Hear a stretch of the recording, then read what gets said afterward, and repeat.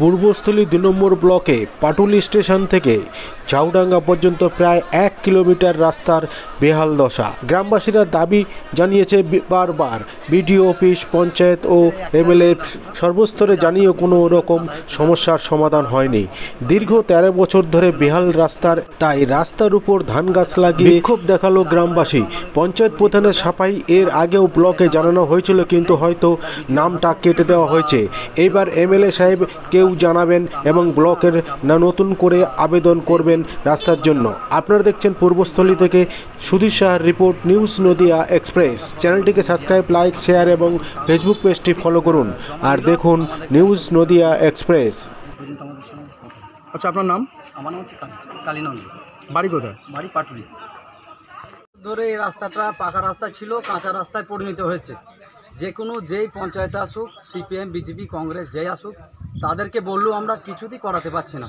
যার জন্য আজকে আমরা গ্রামবাসী সব একত্রিত হয়ে আমরা চাইছি রাস্তাটা হওয়ার জন্য অনুমতি করছি, কিছুতেই করছে না। তার জন্য আমরা বাধ্য হয়ে ধান গাছ লাগাতে বাধ্য হয়েছি। এই রাস্তাটা কাঁচা রাস্তা না পাকা রাস্তা ছিল? এটা পাকা রাস্তা ছিল, একবার করেছিল সিপিএম আমলে করেছিল, তারপর থেকে আর হয়নি। এখনো পাকায় আছে তলায়, ওপর এখন কাঁচা, বর্তমান কাঁচা। তো এই রাস্তায় কাদা, মানুষের চলাচল অসুবিধা হয় না? চলাচল অসুবিধা প্রচণ্ড হচ্ছে, কারণ একটা স্কুলের, আমাদের এখানে একটা হাই স্কুল আছে, হাই স্কুলের ওনাদের জায়গার উপর দিয়ে একটা বাইপাস ছোট রাস্তা আছে, সেই ছোট রাস্তাটা দিয়ে আমাদের ওইটা দিয়ে আসা যাওয়া করা হচ্ছে। আর এইটা এখন বর্তমান খামারের মতো ভাব হয়ে গেছে, আর পুরো রাস্তাটাতে এক মাজা করে কাদা। তাই আমরা টোটাল পাটুলি গ্রামবাসী একটা একত্রিতভাবে হয়ে গেছে যাতে এই মেন রাস্তাটা যেন তৈরি হয়। তা আপনারা যখন এসেছেন খুব ভালো করেছেন। আমরা এর আগেও জানিয়েছিলাম, পঞ্চায়েতে ছিল যারা তৃণমূল, তারাও করেনি। এর আগে সিপিএমকে জানিয়েছিলাম, করেনি। এটাকে এখন বিজেপি বোর্ডে বসছে, তাদেরকেও জানাচ্ছি, তারাও কোনো ইয়ে দিচ্ছে না। আমরা যেন এই রাস্তাটা পাই, সেইটার জন্য আমরা আবেদনে নেমেছি। আর বিডিও অফিসকেও আমরা জানাতে চাইছি, আপনাদের মাধ্যমে যদি আমাদের রাস্তাটা হয়ে যায়। আমরা এর আগেও জানিয়েছি, এখনও জানাচ্ছি, আর যার জন্য আমরা নামতে বাধ্য হয়েছি। আপনার নাম? আমার নাম হচ্ছে কালীনন্দী। বাড়ি কোথায়? বাড়ি পাটুলি, পঞ্চায়েত এই অফিসে, উত্তর পাটুলি। রাস্তা শুধু আজ থেকে নয়, এই রাস্তা এত লোকজন, এত মানুষ যাতায়াত করে যে এইটাই একমাত্র যোগাযোগের মাধ্যম। এই রাস্তার উপর বহু লোকের জীবন জীবিকা নির্বাহ করে। তো আজকে অনেক দিন থেকে বলার পরও যখন এইখানে পঞ্চায়েত অফিস, এখানে 2খানা হাই স্কুল এবং 9 করে 9খানা প্রাইমারি স্কুল এবং 10,000-এর বেশি পপুলেশন হওয়া সত্ত্বেও এখানে একটা রাষ্ট্রায়ত্ত ব্যাংক নেই এবং মানুষকে টাকা পয়সা তোলার জন্য বহু দূর যাতায়াত করতে হয়। প্রত্যেক দিন জীবনের ঝুঁকি নিয়ে এই রাস্তার উপর দিয়ে যাতায়াত করতে হয়। আজকে আমার পাটুলি গ্রামের মানুষ অসহায়, অনেকবার বলেও কিছু লাভ হয়নি। তারা শুধু ভোটের সময় আসে, ভোট চায় আর চলে যায়, কেউ এই রাস্তার উপর তাকিয়ে দেখে না। আজকে আমাদের গ্রামের শুধু এটা বলে নয়, মাঝে মাঝে বিদ্যুৎ অফ হয়ে যায়, মাঝে মাঝে কারেন্ট চলে যায়, ঠিকমতো বিদ্যুৎ সরবরাহ নেই, আর কোনো রাস্তাটাই ভালো নয়।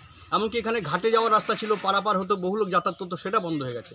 এবং বাচ্চা ছেলেমেয়েরা খুব কষ্ট করে এই রাস্তার উপর দিয়ে যখন যায়, তার বাবা মারা প্রাণটা তাদের ধুক করে যে আমার ছেলেমেয়ের কী হবে।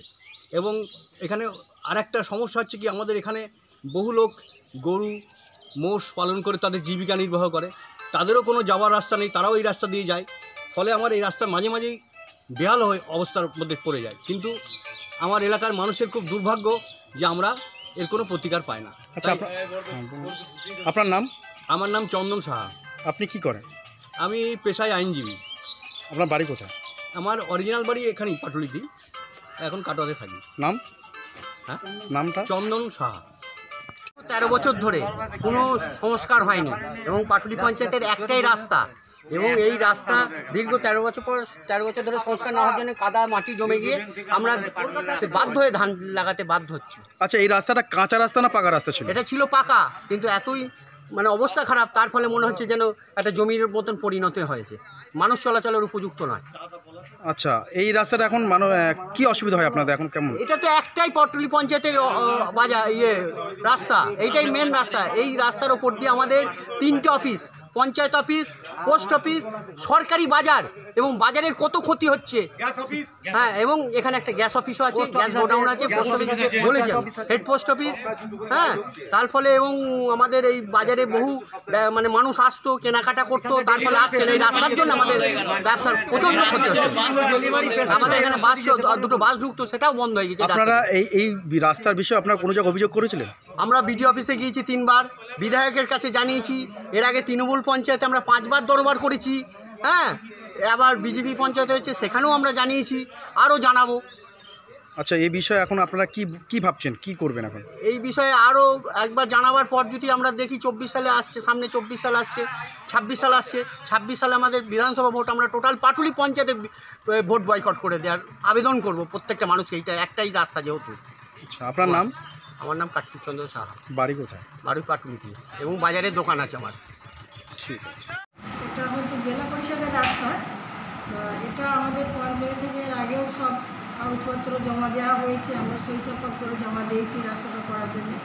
তা মনে হয় যেন রাস্তাটা কেটে দেওয়া হয়েছে।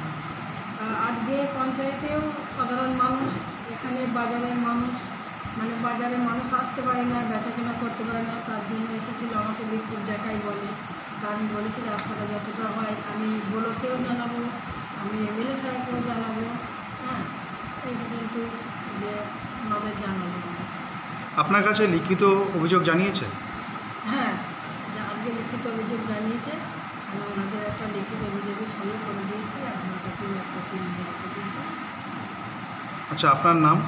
আমার নাম ঝর্ণা হালদার, পাটুলি পঞ্চায়েতের